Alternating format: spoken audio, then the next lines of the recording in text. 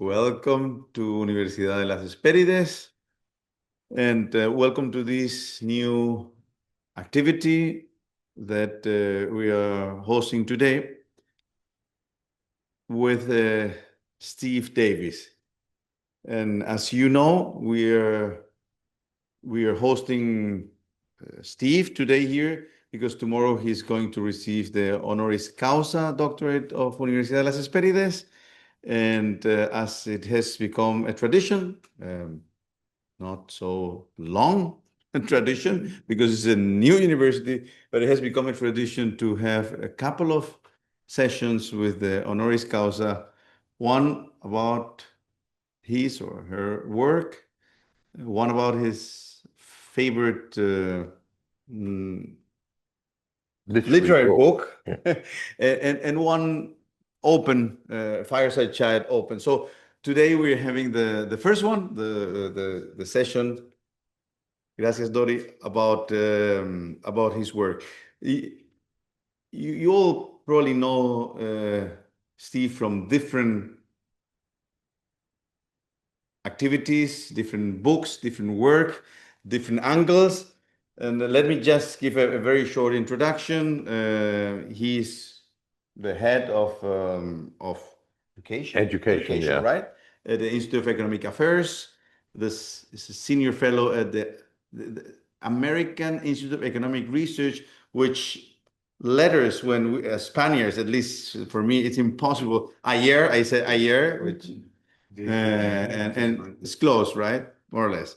And for years, you were the head of programs at the Institute of Human Studies. Oh, that was just for 1 year. I've done work with IHS for a long time, yeah. Years ago. Yeah. You were the head of programs there.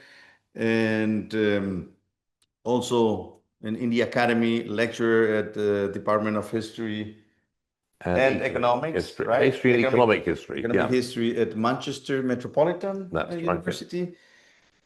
And you studied in Scotland? Yep, at the University of St. Andrews. And you have authored several books. I have a list here: Empiricism and History, The Economic and Politics of Brexit, The Wealth Explosion, yes. Apocalypse Next. And very recently, just a couple of weeks ago, The Great Realignment, Why the New Right-Wing Politics is Here to Stay. Steve, it's a pleasure to have you here at Hespérides. Thank you for being here with us. And the floor is yours. Okay, so thank you very much, Gabriel, for that kind introduction. I'm absolutely delighted to be here. This is a wonderful honor that you're doing me, and I'm delighted to be here and to enjoy your company. I'll say something quickly about my work and about the different books that Gabriel has mentioned. There are a couple of other ones to add to that list, actually. I co-edited a dictionary of conservative and libertarian thought with somebody who I'm sure is known to most of you, Nigel Ashford, quite a few years ago now.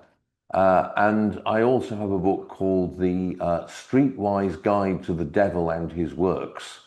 I wanted to call it The Life and Times of Satan, but the publisher wouldn't let me. So it's part of a series, so that's what it is. And that may seem like a rather kind of like bizarre or strange collection of books you've got there, but actually there are certain kind of underlying connections between them. The book about methodology, the first one that Gabriel mentioned, Empiricism and History, is a work of theoretical historical methodology. So it's a defense of empirical history in the style of Leopold von Ranke against the kind of, at the time, modish ideas of postmodernism, which I think we fought off on this side of the Atlantic amongst the historians, unlike the literary scholars. But that reflects the kind of approach I take to history, which is empirical, but also influenced by particularly the Annales school. It's Fernand Braudel, if you like, who is my muse. So the Annalist approach to history, la longue durée, as they call it, is the one I follow. And one of the big subjects I'm interested in is the question of, and this follows on from that, why it is that the modern world is so much richer than pretty much all of previous human history. And that's the subject of the other book, one of the other books that Gabrielle mentioned, The Wealth Explosion. It's an attempt to make a small contribution to the very big debate about why the modern world begins when and where it does. In Northwest Europe, at the end of the 18th century, or perhaps the middle of the 18th century, rather than much earlier in another part of the world. The most obvious alternative candidate being China. And it's one of the big questions as to why that doesn't happen, particularly because it nearly does happen there. We very nearly had a modern revolution in late 12th, 13th century China under the Song, and there are other places where it's happened. And this has led me into a kind of more general interest in the question of, well, what exactly do we mean by capitalism? One of the conclusions I've come to is that it's a big mistake to think of capitalism and indeed the associated phenomenon of modernity as being a stage in a stadial model of history. I think that leads to all kinds of very serious problems, because you then discover that you find capitalism, or what looks awfully like capitalism, in times and periods when if you have a stadial model of history, you shouldn't get it. And if it walks like a duck, it looks like a duck, it quacks like a duck basis, this is capitalism, so what are you doing? And so the conclusion I've come to is that capitalism is actually an episodic phenomenon. It's something that appears periodically, but normally it doesn't last for more than about 100, 150 years. You have an episode, and then for various reasons it disappears. Ours is the first one that has actually gone on a lot longer, getting on for 300 years now, and also has become truly global for the first time in history. First ever global such episode, and the one that is most intense, has penetrated society most deeply. And I'm also interested then in what you might call the intellectual history of this phenomenon, the history of liberalism, the history of ideas of various kinds. That's partly where The Devil comes in. That's a work of intellectual history, despite the jokey title. And also the questions of the constraints and threats that any kind of advanced or complex civilization faces. That's where the book that's mentioned, Apocalypse Next, comes in. The subtitle of that is, it's about the economics of global catastrophic risk. And global catastrophic risks are potential events, risks, which would A, affect the entire planet, hence global, and B, would be catastrophic. Catastrophic meaning either human extinction or near extinction, or the complete and irreversible collapse of advanced civilization. So these are low probability events, typically, fortunately, tail end risks, but not therefore things you should ignore, because if you have even a 1 in 1,000 chance of a catastrophic risk, you need to take it seriously. You need to think about what you might do to reduce that even further. And then also this leads me to an interest in, as I said, the history of liberalism, history of liberal institutions, the development of a liberal civilization, which is a crucial aspect of the form that modernity has taken, not an inevitable one in my view, but nonetheless one that has happened. And the threats which that faces at the moment, which is where the most recent book comes in, which is about the way in which the development of the world economy in the last, the years since roughly the early 1980s to late 1980s, has produced a kind of backlash which has transformed the nature of politics. The main thesis being that for about 100 years in the UK, most of Europe, a bit longer in some places, the main division in society has been capitalism versus socialism, how big the role of the government in the economy should be. And my argument, my thesis is that that is no longer true, and that we're now in a world where that is a secondary argument, and a fading one at that. And the primary argument is now between cosmopolitanism and nationalism.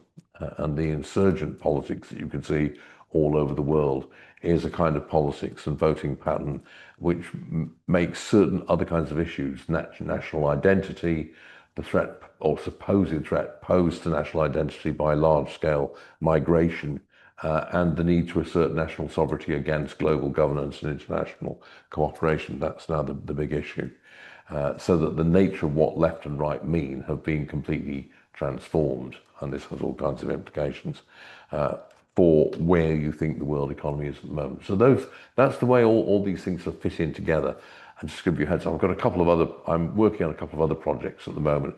One of them is a kind of history of what you might call neoliberalism in the United Kingdom and Great Britain primarily, from the 1960s through to now. And a crucial part of that is the argument that what we now call neoliberalism is not the original project of Thatcher and Reagan, but something that appears on both the left and the right in the early 1990s. And it's put forward as much by the left, people like Tony Blair, Gerhard Schroeder, Bill Clinton, as it is by people, their counterparts on the right. And it's a kind of politics which springs out of a loss of faith in politics on both free market right and redistributive left. And the other thing I'm working on is a book about Malthusianism in history, basically. How to understand history from a Malthusian perspective, if you will, because the basic argument is that Malthus is in a rather unfortunate position. The essay, that kind of thought experiment he does in the essay, is completely wrong for the period since he wrote it. It was actually turning out to be wrong at the time he wrote it in 1798, but it's completely correct for the period before then. So our ancestors up to about the time Malthus wrote that little essay were living in the kind of world that he describes. And so what I'm exploring is, what does that actually mean? You know, when you think about history in those terms, how does that help you understand what has been going on? So that's basically a quick. Wow. Can you repeat about Malthusianism? Well, what is the focus? Well, the one thing that a common take on Malthus is that he's a terrible prophet, but that's to misunderstand what he was doing in the essay. The essay is essentially a thought experiment, and it's aimed at people like William Godwin, one of his contemporaries. And Godwin and several of his other contemporaries were of the mind that there was no limit to human possibilities, that basically it was onward and upward forever. There was no limit to the wealth, the knowledge, the power that human beings might achieve. And Malthus's argument in the essay, it's a thought experiment to say, well, this can't be true, simply because the rate at which material resources can produce useful, consumable goods, particularly necessary, such as food, is not going to grow as rapidly as human population. And so simply by doing the thought experiment, he says, there are structural limits to how wealthy, how developed, how large human society can become. And what we have to do is work out how to live within those limits. That's basically what he was arguing. Now, it turned out that in the 200 years since we wrote the essay, that's not been true. And there are arguably two main reasons why that is. One, which I think is the more important, is innovation, sustained innovation, which has enabled us to intensify production and get out of the Malthusian cage. Or not exactly get out of it, because it's still there, but what we've done is we've made the cage much, much larger, and we keep on pushing it out. The other is the subsidy to social complexity that's provided by fossil fuels, which means you get very large quantities of highly concentrated and therefore highly useful energy, which enables you to make society much more complex than it would otherwise be. What is known as an energy subsidy. So those two factors together, I think the innovation is the more important one, but you know, you can argue about that, means that we are not as tightly bound. But if you look at Malthus's argument and you say, well, okay, our ancestors, the people living up to the 1790s roughly, they were indeed living in the world that Malthus describes. They were living in a world where the productive capacity of the natural world was much more constrained than it is now. And so periodically you get episodes where you get wealthy advanced civilizations with a highly developed division of labor, lots of social complexity, lots of complex institutions. But what you find is that at some point, sooner or later, they start to push up against a Malthusian limit. They start to find that there is a resource that they depend upon where the marginal cost of employing that resource to provide what is necessary becomes too high for the benefits that you want to get from it. It's usually fertile soil. Historically, that's what civilizations tend to run out of. But it can also be water in some parts of the world, can be timber. There are a number of things it can be. It can be food. That's usually because of fertile soil. And what this then does is to trigger off a kind of Malthusian crisis, which the word crisis makes it sound sudden. It typically lasts about 150 years. So it's not sudden. It's 3 or 4 human lifetimes. But over the process of that time span, the dynamism, the phenomena that we would recognize as capitalist economics, if you like, gradually disappears. And you start to get a reversion back to a society and an economy which is structured around, as most human societies are, the need to work with and live within Malthusian constraints rather than trying to get beyond them. And this involves various things, such as various social and other institutions which restrict innovation but share out risk. Things that peasant societies often have, for example, where you have common access to key resources like seeds and machinery, equipment, plows and such, but there are very strong sort of social norms or actual rules which prevent any individual peasant from bettering their own position relative to their fellows through innovation. So it's an insurance scheme, if you will. It's a social safety net, which has the effect, however, of preventing the kind of systematic innovation that actually leads to sustained growth. So that's what that is. Good. Yeah. Thank you. So we have now an idea about the range of Steve's work. And since this is supposed to be a conversation, who wants to start shooting? Yo le haría. Yes. Do you want to pass that knife? Well, thank you and congratulations for your. Thank you. For next for tomorrow.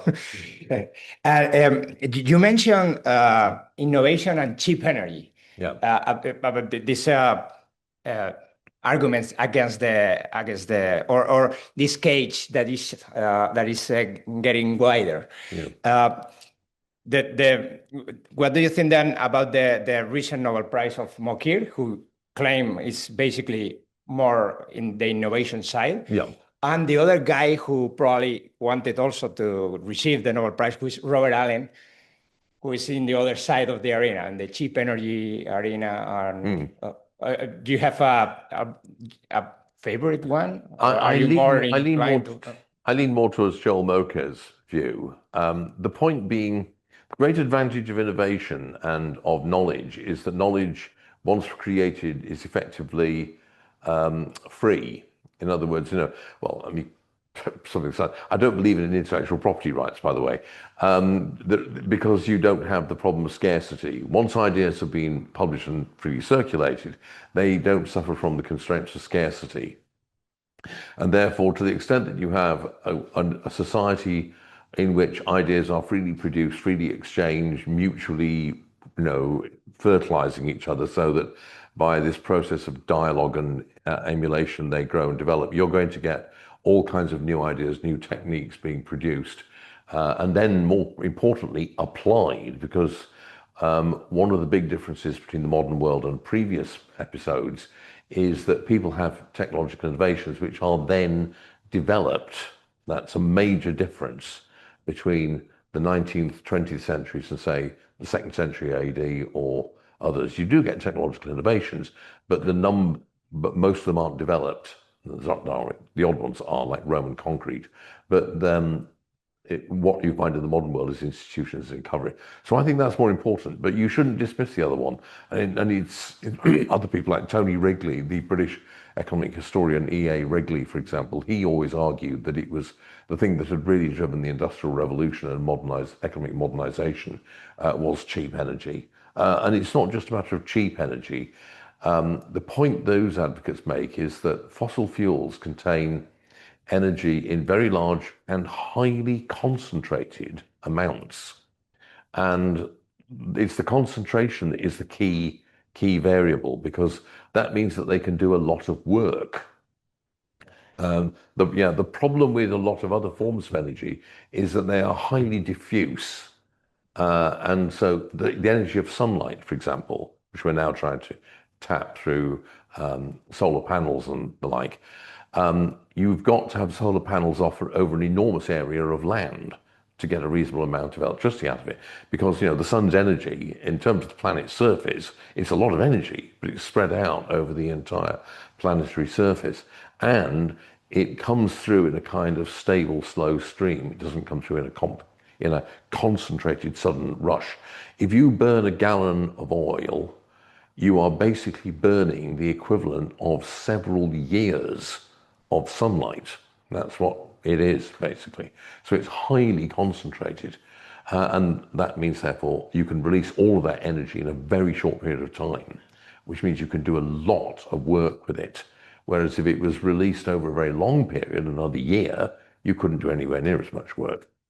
And so that it is undoubtedly the case that having access to concentrated energy does bring enormous benefits. But the question is whether that is the primary factor or the secondary one. And in my view, it's the secondary one. So I lean much more to Joel Moky's view.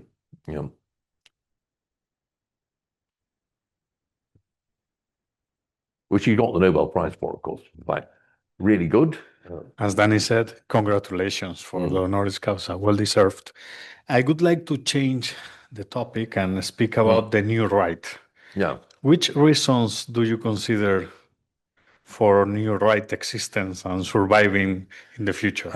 Well, the whole book is about really why and how it's appeared. So who are these new rights? Well, I think we all know who they are. They're people like the Vox Party here in Spain, the Chega Party in Portugal, Giorgia Meloni and Signor Salvini over in Italy, Marine Le Pen, Eric Zemmour in France, the PIS in Poland, Sweden Democrats, the AFD, the Reform Party, and of course Donald Trump. But also Erdogan, Narendra Modi. This is the kind of politics we can see everywhere. Some countries where it hasn't apparently appeared yet. It hadn't apparently appeared in Australia until this year, and now the populist One Nation Party, which has been around forever, is now second in the polls. Looks like it's going to replace the traditional centre-right. The Liberals didn't exist in Japan, but it looks as though the current Prime Minister of Japan is coming from that direction, and also the Diet, the upper chamber of the Diet, the elections there, a party of that type became the largest party in the upper chamber. So it's pretty much in many, many parts of the world. Ireland is the only European country where there isn't such a party, but there's definitely a popular movement in favour of it there. It's just that they haven't been able to put themselves together as a party. Their leading figure is Conor McGregor. I don't know if you know who he is, but let's say, if he's your leader, you're in trouble, basically. You can tell he spent too much time having his head punched hard in the ring. So the question is, why did this happen? And the explanation I give in the book, well, what I do is, it is not, in my view, a response to bad economics and economic circumstances. So it's not the case that this is a response to people who are necessarily losing out from, say, globalization. If you look at the actual stats, a lot of the people who support these parties do fit that, but there's also a lot of voters who support them who do not. Because you can see that everywhere. So my explanation is that it's a phenomenon which has an economic cause, but it isn't rather strangely, this economic cause has produced a non-economic effect, which is this new right. The economic cause is the transformation of the world economy since the collapse of exchange controls when the Bretton Woods system collapsed. Because what that meant was that from the 1980s onwards, when floating exchange rates became the norm and we had the complete scrapping of exchange controls, is we've had a global market in investment. So the previous time we had that was between roughly 1870 and 1914. Prior to then, you do not have global investment markets. The critical date thing that changes everything is when the telegraph is invented, because what that enables you to do is to invest money on the other side of the planet and keep an eye in real time on what is going on. And unless you can do that, the risks of really long distance investment are too high for it to be done in anything other than very, very highly value added products like spices, sugar, that kind of thing. And so anyway, what's happened is since the 1980s, we've had a global investment market. And what this has done is to change the nature of the world economy. So the basic units of the world economy are no longer national economies. It doesn't make sense anymore, in my view, to think of a French economy, a German economy, an American economy, Spanish economy. What you have instead, the world economy is basically made up of about 2,000 city regions, which are interconnected and organized through a kind of hierarchical nested structure with about 20 world cities, as they're called, at the top, which are the coordinating nodes of the network. And you can see this in all sorts of ways. A city like London, for example, has closer connections in many ways, measured by things like capital flows, people moving around, that kind of thing, trade, with Dubai or New York than it does with Newcastle upon Tyne or Leeds in North Yorkshire. Similar kind of points can be made, say, about Madrid or Paris or one of the other highly connected global metropoles. Now, what this has also produced is growing mass migration. And my argument is that the two are intimately connected. You can, in my view, you can have free movement of goods without that necessarily entailing large-scale movement of people. But once you have an integrated capital market, the way it will restructure the economy means that you will inevitably have an integrated labour market with large-scale labour movement within the area within which you have an integrated capital investment system. And so what you find is that in the many parts of the world, there are large groups of people who are indeed not doing that well economically from this process. People who live in former industrial areas, most notably, places like the Rust Belt in America, the northeast of England, western Scotland, and so on. You all know the kind of places, northeast France. But also, what is more important is that this is perceived by a lot of people as being a series of changes which threaten their identity, most notably demographic transformation through large-scale migration, but also other things, such as the increasing domination of global popular culture by the United States. This is perceived in many parts of the world as being threatening to local identity. Also, just simply a kind of sorting out of people in which the people who, almost by temperament, in which people who value novelty and are open to new experience, they go to university, they leave home, they go to move in the big cities, and they leave behind people who are more attached to the familiar, the things that they know very well, and who see changes to that familiar world as threatening to them and what they are. So you have a global economic phenomenon, the transformation of the world economy, but what it has produced is a perception that identity is being threatened by the social and other changes that economic transformation has brought in its wake. And that feeling of a threatened identity is what's now feeding into this new right politics. And that's why this is a politics above all of identity. It's the politics which has economic policies associated with it, usually protectionism and other things like economic nationalism, but the main thing driving it is a perception of a threat to a particular kind of conception of what self is. One that is rooted, a thick identity, things of that sort. You saw this in the Brexit vote very clearly. And after that campaign, which is the Marketing Society's journal, the journal of PR people, they did a very good representative survey of leave voters and remain voters. And one of the things they asked them was, what are your favourite brands? And the favourite brands for leave voters were Cathedral City Cheddar, Bisto, Horlicks, Hovis Bread, and you probably don't know what these are, you won't know what these are mostly, but these are very traditional provincial British brands. HP Sauce was another one. Whereas the favourite brands of Remain voters were the iPhone, Instagram, Facebook, London Transport, EasyJet. There was virtually no overlap between the two lists of favourite brands. The only one that was on both of them, I think, was the BBC. That was it. And the interesting thing, of course, is that the ones that the Leavers liked are very traditional. They're the kind of brands that have been around in Britain since the 1890s. They're associated with kind of traditional period British life, whereas the ones that the Remainers like are things associated with travel. They're global products. They're associated with high tech, and that sort of like things that go on from that. And that tells you the degree to which what you've got here is as much a kind of cultural split as it is anything else. And that in my view is what's caused it. So that's what we're seeing at the moment, is this kind of reaction against globalism on the part of politicians like the AfD or Marine Le Pen or others. And I'd add, by the way, that when these new right parties first appear, they typically have a policy of what you might call capitalism in one country, to adapt a well-known slogan. But what happens very rapidly is that they move to the left on economics.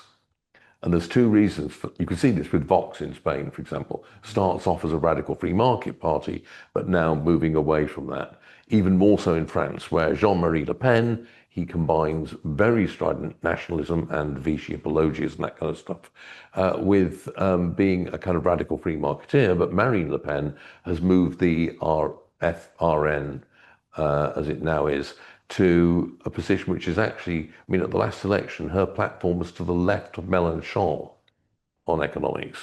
It tells you what I'm doing. Why are they doing that? Well, partly because that's where the votes are. Because a lot of the people who are now in this new right defined by attitudes to immigration are also conventionally very left-wing on economics. But also because if you want to stop things like global capital flows, global migration, you have to move away from free market economics. That they work out, they're smart enough to realize that in order to do what they want to do, that's what they're going to have to do. So that's the new kind of politics. And the reason why I say it's going to be here to stay is because I don't see the social conflicts and tensions being resolved. And there's a kind of naive view that if you can only get the economy working and make people materially better off, this kind of politics is going to disappear. And it's not, in my view, because you're not going to address what they're really mad about, what is really driving it, which is the perceived threat to identity. Good. We have our dear friend Juan Castañeda waiting. Juan, ¿cómo estás? ¿Cómo estáis? It's a pleasure to see Steve there with very good friends and colleagues in Gran Canarias. Well, indeed, I was with Steve yesterday in Buckingham, judging budget entries, didn't we? So lovely to see you all. I'm really sorry I cannot be there. I must say that I learn always something from listening to Steve, with the exception maybe of one topic, is bullfightings. Otherwise, he knows about everything, really. The other disagreement we have is football. I'm afraid he's a desperate supporter of City, Manchester City. But that's something we can discuss any other day, Steve. That's perfect. But about something much more topical, how would you explain the lack of support for free trade in our camp, in the classical liberal camp? It was very discouraging, Steve, in the aftermath of the vote, of the Brexit vote, in England, in the UK, and specifically in events organized by the IEA. Let's not share this with our colleagues at the IEA. That even those supporters of our cause, if you can put it that way, did not really embrace a free trade. There was always something going on. It was some particular interest that we need to take into account, farming or using trade as a powerful, as a sort of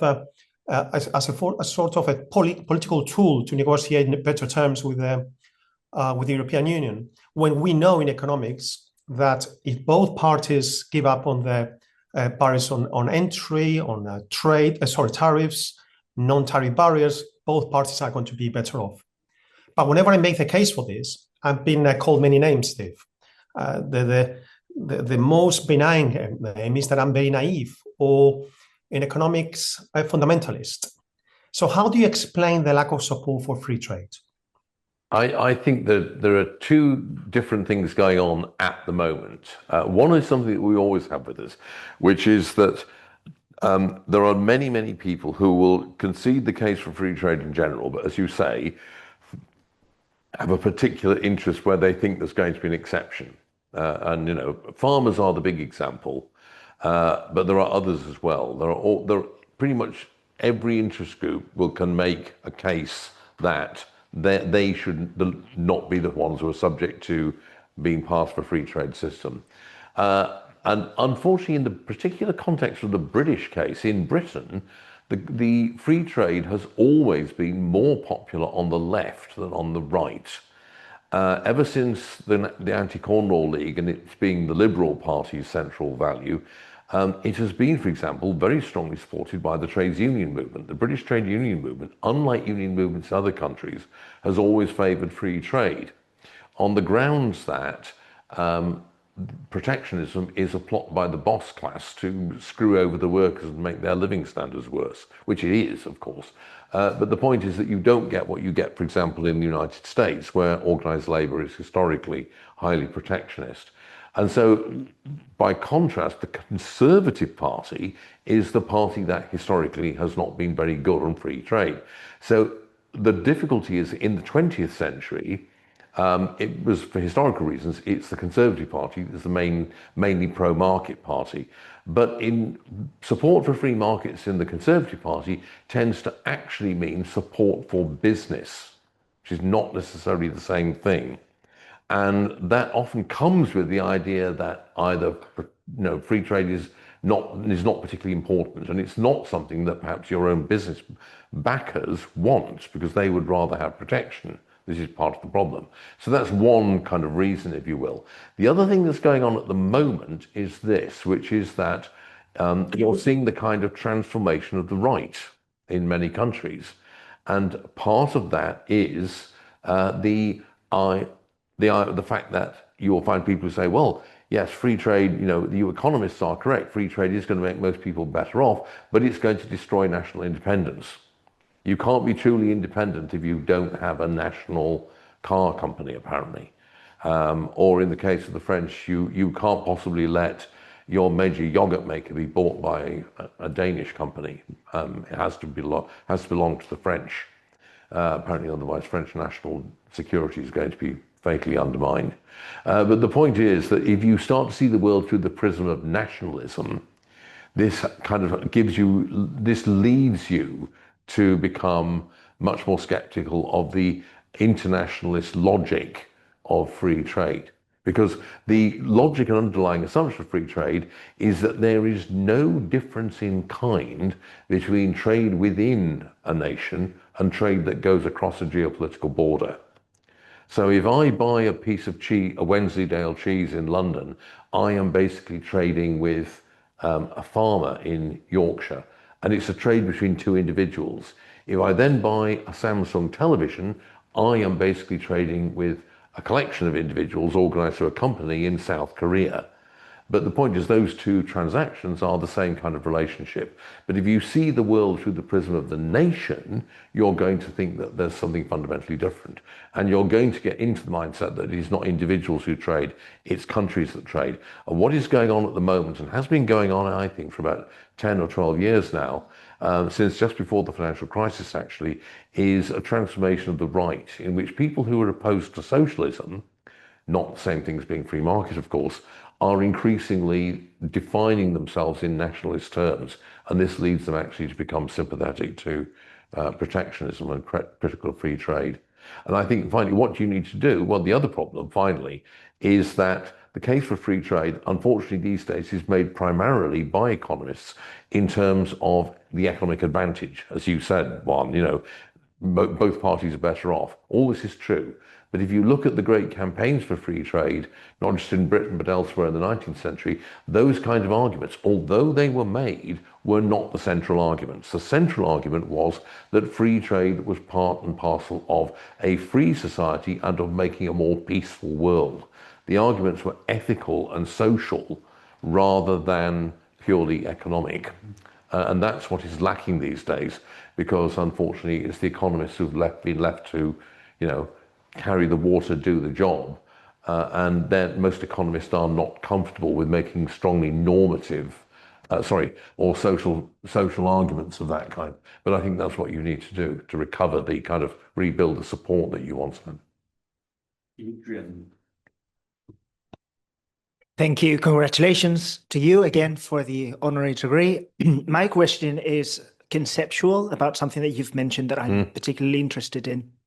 You said that we replaced capitalism versus socialism with cosmopolitanism versus nationalism. Yes.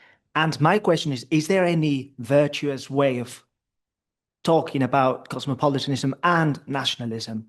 Or is it one virtuous, such as capitalism vis-a-vis something vicious being nationalism? That's a really good question, because historically, liberals with a small L have been strongly associated with cosmopolitanism, but they've also very often supported nationalism. There is kind of trajectory of liberal nationalism.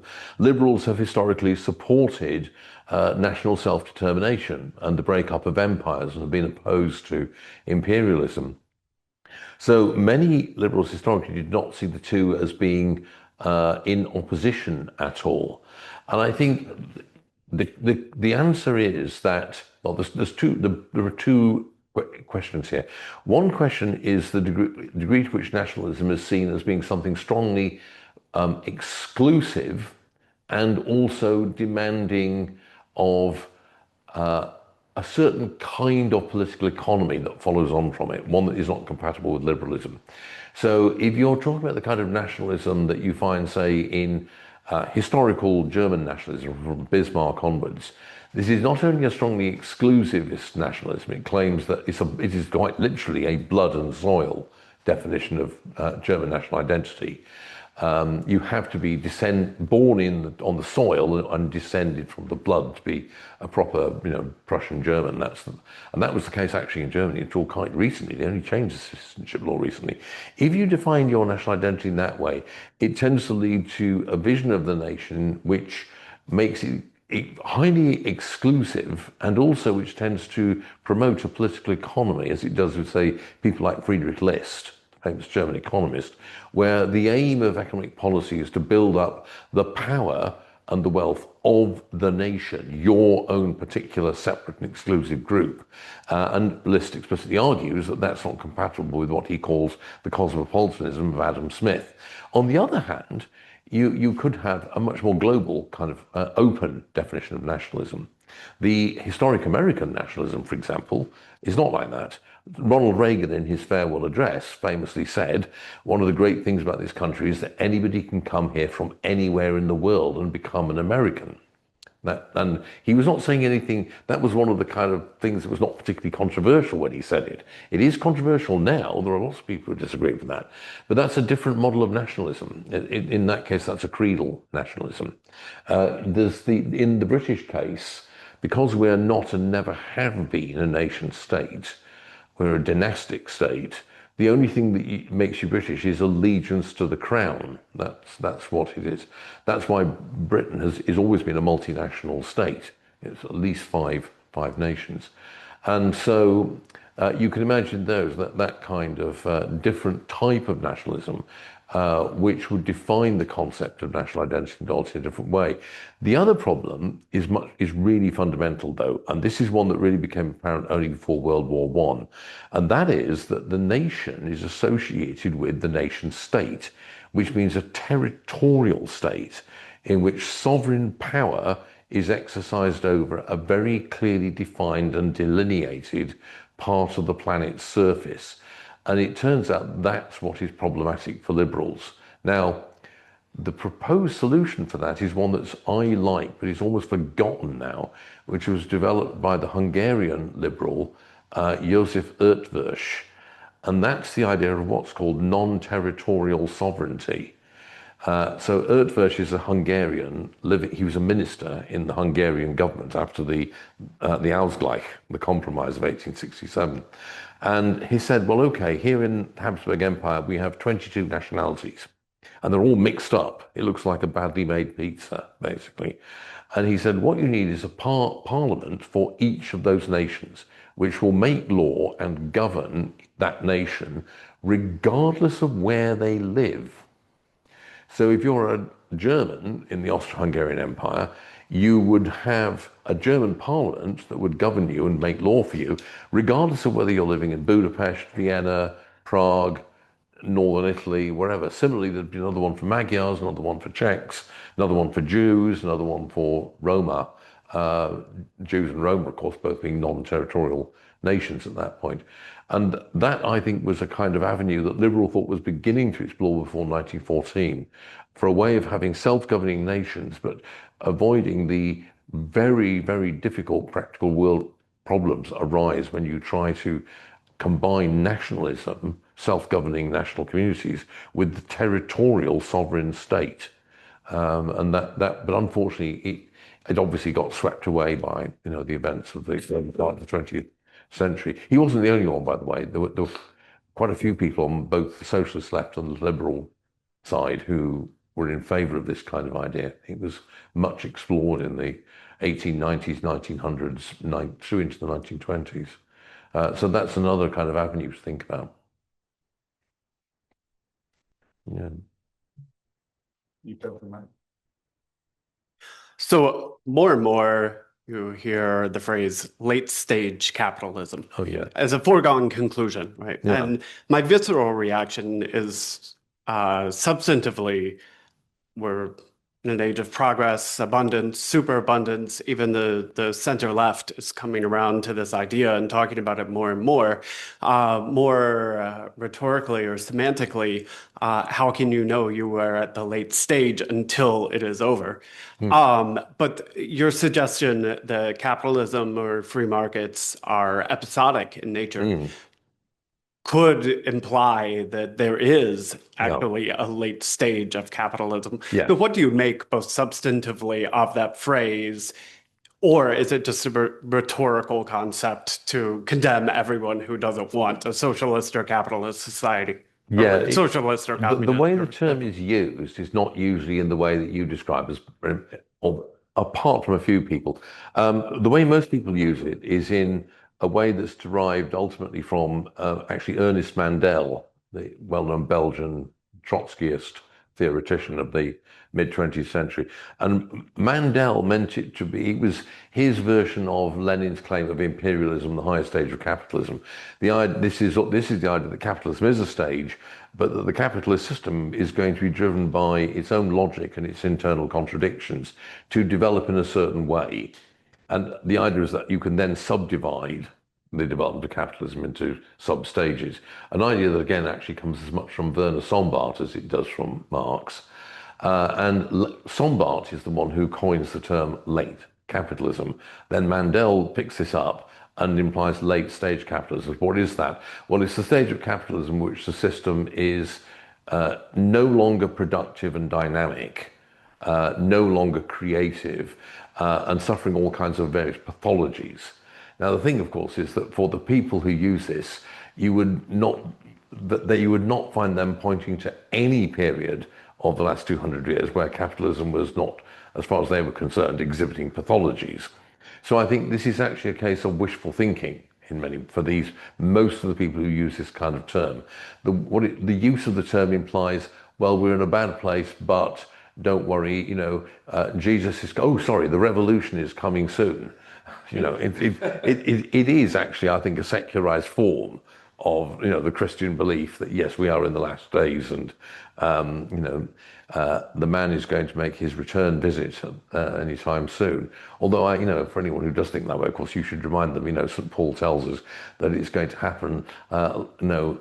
Without warning, like a thief in the night. Nobody will know when it's going to come. The more serious argument is the kind of historical argument that you kind of allude to at the start there, which is the argument that it's late capitalism, a case where a capitalist episode is starting to really push up against the Malthusian limits. And that's a different one. Because if that is the case, then it's on all the historical evidence, capitalism would be replaced not by socialism, but probably by feudalism. Or by, alternatively, the kind of autocratic state that you get, say, in the later phase of the Roman Empire. You have a crisis of capitalism, undoubtedly, in the 3rd century AD in the lands around the Mediterranean. And that leads to the transition from the Principate to the Dominates, to the authoritarian, autocratic latter stage of Roman imperial history. And then there's a further transformation into the Byzantine Empire. What are the signs that you're in that kind of era? Well, the signs are essentially those of environmental crisis. And so, because that's what you get historically in these episodes. Plus also major problems in land hunger is another one, but also major problems in maintaining infrastructure. That's a classic sign that you're in an episode of economic dynamism that has run out of steam and you're starting to get into really big trouble, because what you've done is you've built lots and lots of infrastructure and you are no longer generating enough of a surplus, production, consumer surplus, to keep that infrastructure maintained. So it starts to decay, and as it decays, your productivity declines, so the situation becomes worse and worse, and you end up with something like, say, you end up with a big city surrounded by jungle, basically, like Angkor Wat or Angkor Thom, that is, or the Mayan cities. Are we in that state? Well, that's what the people who are using the term mean. They mean that you're in a world where we're going to move on to something different. Apparently, according to Jason Hickel, who is one of the fans of this, a degrowth world. Well, I don't think you'd like it, Jason, if you could get it. Plus, the way Jason thinks that if a degrowth world, it means nothing much is going to change except we won't be producing lots of luxury yachts and private aircraft.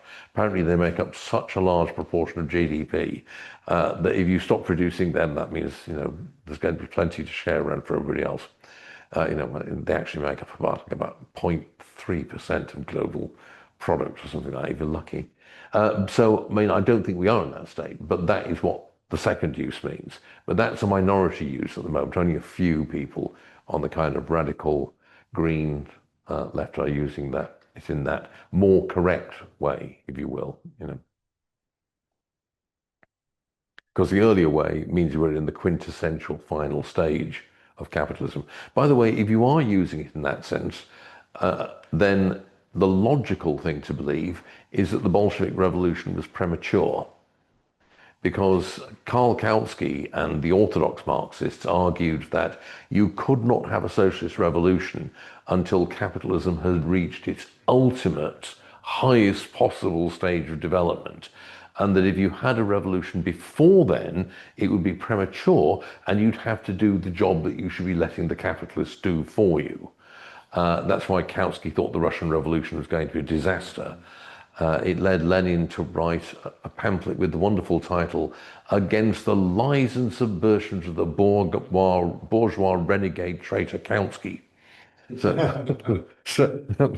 no holding. This is just a title, So he annoyed him a bit.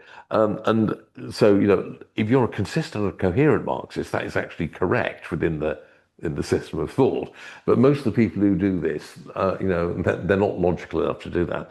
Plus, one of the striking features about people who claim to be Marxists today is that when you actually read what they say, it becomes very obvious very quickly that they've never read him. So, One last question. Do we have enough time? Do we have time? Great. Last question. To follow up on Eduardo's questions, one could claim from an economic point of view that labor and capital are complementary, are also substitute, but and the picture could be much more complicated in the sense that there are different kinds of labor and different kinds of capital. But one could argue that the new right could go this way, to claim that we should have free market in goods, free market in capital, free flow from capital, and not a free flow of people. Is that something attainable? Is that something that's not possible? That's not possible in my view. No. So what what you have, think about a historical kind of thought experiment. The British Isles, they have, within the British Isles, there is an integrated national capital market from the 1690s onwards, roughly.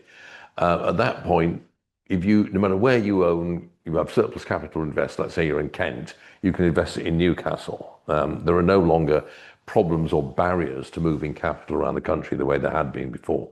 However, you still have barriers to labour movement because you have what are called the laws of settlement, which means that you cannot leave your parish to look for work. If you do, you are found outside your parish, you are to be whipped and sent back to your own parish and put to work there. Adam Smith spends a large part of The Wealth of Nations going on in vitriolic terms about how bad this is. Now, imagine you have a world today, this is the thought experiment, where that sort of applies, where you have a completely globalized integrated investment system in the whole of the British Isles, but each county has like, you have to go through passport controls when you move from one county to another. And you can't move freely from one county to another. Labour is meant to stay within each county. What is going to happen? And if you think about the way in which that integrated capital market works, what it's going to do is to bid up the value of labour in certain areas, reduce the value of labour, relatively speaking, in other areas.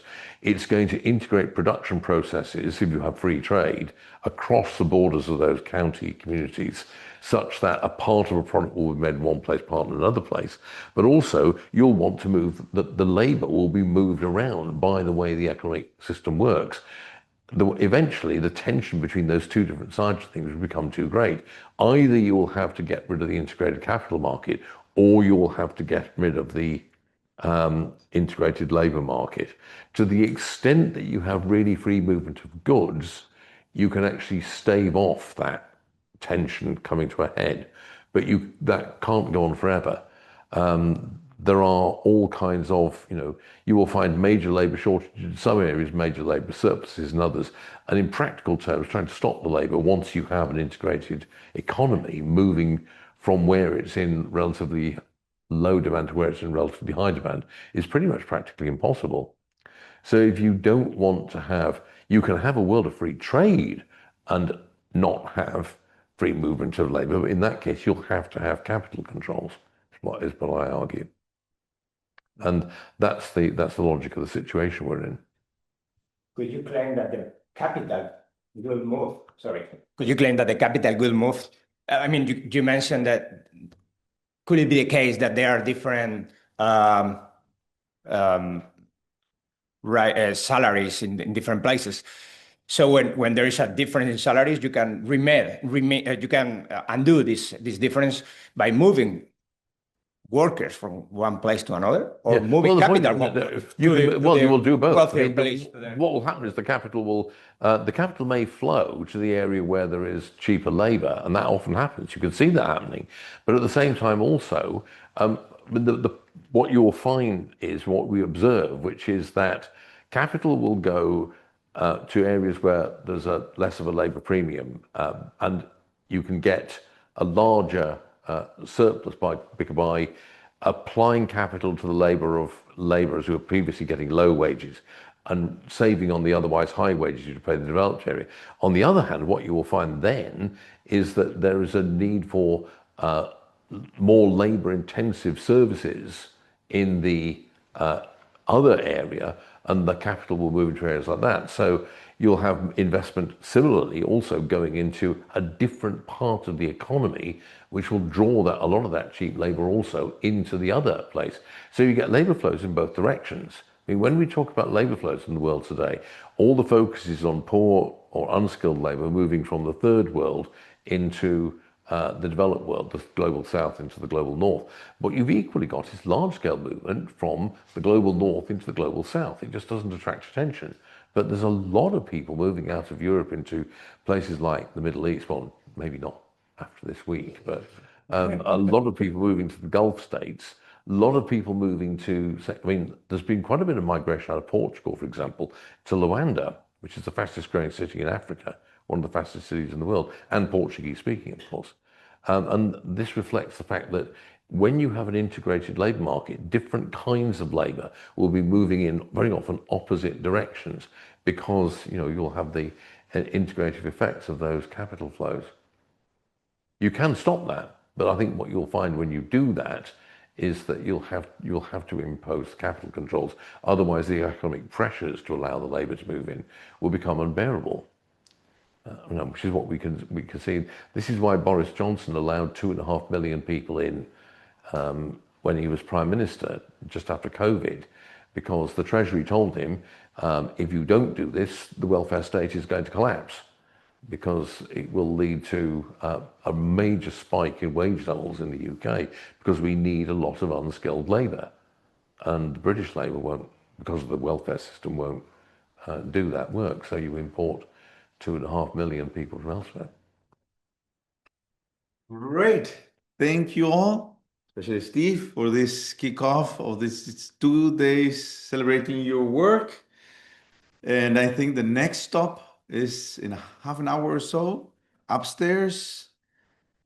Half an hour upstairs. The participants of the seminar of the last 2 days, plus whoever else wants to be there. Juan, we are going to miss you. You can join us and have a happy hour with Steve. Yeah. Thank you. Thank you for giving us access to this session. It's been great. Thank you. Take care. Yes. Have fun.